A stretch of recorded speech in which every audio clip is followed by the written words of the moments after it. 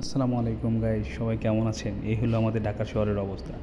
যেখানেই যাবেন, যেভাবেই যাবেন, যা দিয়েই যান না কেন, এই জ্যাম আপনার মানসিক যে একটা চাপ, ওইটা বাড়িয়ে দেয় হইলো ওই জ্যামে। আপনার কাজ করবেন, কাজ করার মতো ধৈর্য, শক্তি কিছুই আর থাকে না। যেই রুটেই যাবেন না কেন, ঢাকা শহরের সব রুটের হলো এই বর্তমান অবস্থা। এই জ্যামের মধ্যে থাকার পরে মনে করেন আপনার কাজের যে ইয়া কর্মের যে স্পৃহা, এটাই নষ্ট হয়ে যায়। কাজ করবেন, শান্তি নেই। ১ ঘন্টার রাস্তা আপনি ৬ ঘন্টায় যাবেন, ১০ মিনিটের রাস্তা আপনি ১ ঘন্টা যাবেন।